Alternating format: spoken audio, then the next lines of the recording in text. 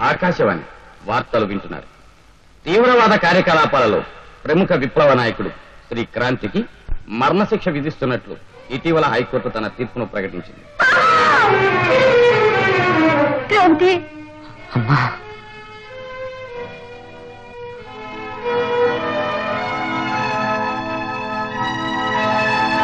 బాగున్నావమ్మా? దేశమాత బాగుకోరా, నీకు చిన్న తల్లి బాగులతో పని ఉందిరా. ఊరుకో అమ్మా, ఎందుకు ఏడుస్తావు? ఏడ్చే కదరా నువ్వు నాకు మిగిల్చింది. కావాలని ఏడ్చాను, కన్నప్పుడు ఏడ్చాను, ఎప్పుడో ఏడుస్తున్నాను. అమ్మా, ఏం తప్పు చేసావనరా బలైపోవడం? నీకేం తక్కువైందనరా నీ ప్రాణాలు తీసుకోవడం? అమ్మా, ఏం తక్కువైందని భగత్ సింగ్ భరతమాత కోసం ఉరికంబం ఎక్కాడు. ఏం తక్కువైందని అల్లూరి ప్రాణాలు అర్పించాడు, ఆజాద్ ఆత్మార్పణ చేశాడు.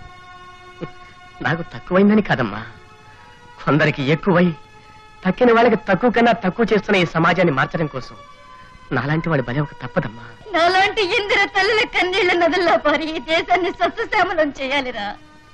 నాలాంటి ఇందిర తల్లుల కడుపు మంటలు ఈ దేశానికి వెలుగునివ్వాలిరా. నీలాంటి ఇందిర పసిపిల్లల సమాధుల మీద ఈ దేశంలో గులాబీలు పోయాలిరా. ఎందుకమ్మా ఏడుస్తావు? ఏడవకమ్మా, నీలాంటి తల్లులు ఏడవకూడదు.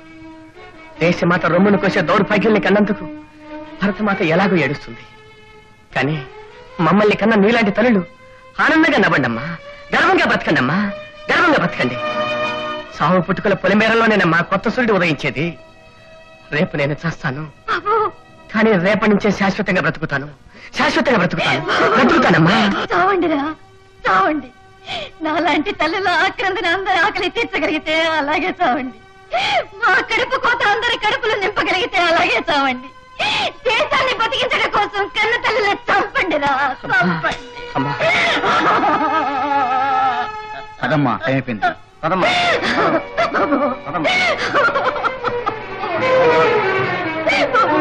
బాబు,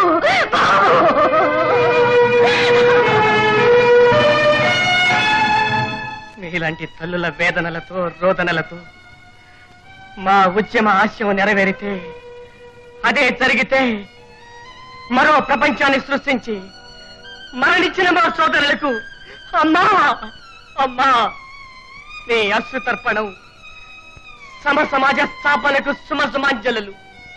సుమసుమాంజలు కావాలి. బాబు క్రాంతి,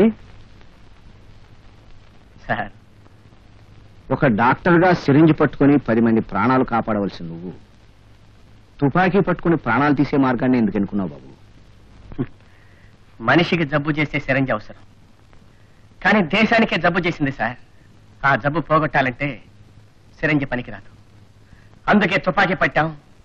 ఆ తుపాకీతోనే సమాజం కోసం పోరాటం సాగిస్తున్నాం. నువ్వు కోరుకొని కలలుగానే సమసమాజం తుపాకీ గొట్టం ద్వారా వస్తుందంటావా? మరెలా వస్తుంది? సామాన్య ప్రజానీకంలో చైతన్యం రావాలి బాబు. భూస్వాముల ధనస్వాముల రాజ్యం అంతరించాలి. అట్టడున్న ప్రజలు మేలుకోవాలి, తిరగబడాలి. మేము తిరగబడ్డామనిగా మాకు ఉరిశిక్షలు వేసింది. మీది తిరుగుబాటు కాదు, అర్థం లేని ఆవేశంలో గమ్యం లేని మార్గంలో పయనిస్తున్నారు. ఏ మార్పైనా ప్రజాస్వామ్య పద్ధతుల్లోనే రావాలి. ప్రజాస్వామ్యం?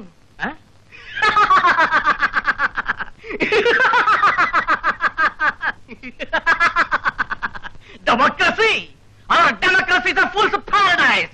పిచ్చివాళ్ళ స్వర్గం sir. Government for the people, by the people, to the people అనేది నిర్వచనం మాత్రమే. నిజంగా తెలుసా? ఫర్ ద పీపుల్ అయింది, బై ద పీపుల్ అయింది, to the people, torture the people అయింది.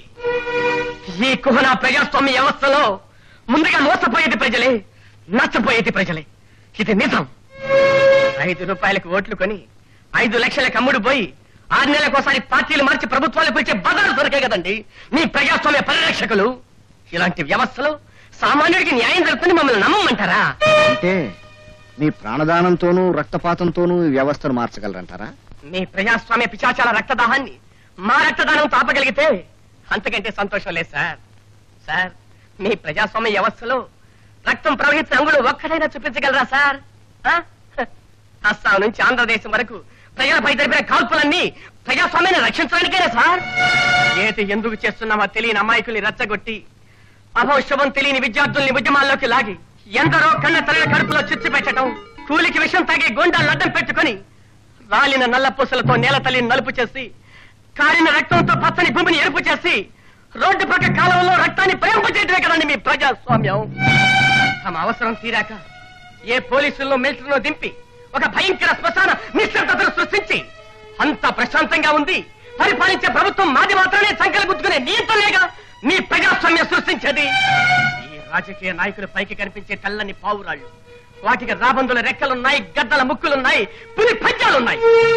మతం పేరిట, భాష పేరిట, ప్రాంతం పేరిట దేశాన్ని పీకుతుంటూ వాళ్ళు పబ్బం గడుపుకుంటున్నారు. ఎన్నికల ముందు నక్సలైట్లు దేశభక్తులని, భగత్ సింగ్ తమ్ముళ్ళని, అల్లూరి వారసులని చెప్పడమే కాకుండా మృత వీరులకు లాల్ సలాం కొట్టిన రాజకీయ నాయకులు గద్దెనెక్కిన తర్వాత ఆ విప్లవ వీరులను ఉరికంబాలెక్కిస్తున్నారు, తుపాకి గుళ్ళకి బలి చేస్తున్నారు. ఇదేనా మీ రాజకీయ నాయకుల్లో ఉన్న నీతి, నిజాయితీ? మనం నిర్మించుకున్న మతాతీత లౌకిక రాజ్యాంగంలో లౌక్యం మాత్రం మిగిలిపోయింది సార్. 3 రంగుల జెండాను 36 రంగులు చేసి, ఒక్క రంగు జెండాకు 3 రంగులు పులిమి దేశాన్ని ముక్క చెక్కలు చేసే రంగు రంగు నాయకుల రంగు రాజకీయమేగా మీ ప్రజాస్వామ్య వ్యవస్థ. కానీ with all its defects, democracy is the safest form of government. ప్రజాక్షేమం కోరుకుంటే ప్రజాస్వామ్యమే కోరుకోవాలి. ఇది చరిత్ర చెప్పిన పాఠం. దానికి వ్యతిరేకంగా మీరెంత అరిచినా ప్రయోజనం లేదు. No, no, no! ఇది అరుపు కాదు, గొంతు సవరింపు మాత్రమే. చివరిగా అరిచిన రోజున అది గర్జన అవుతుంది, ప్రళయ గర్జన అవుతుంది. ఇంకిలాబ్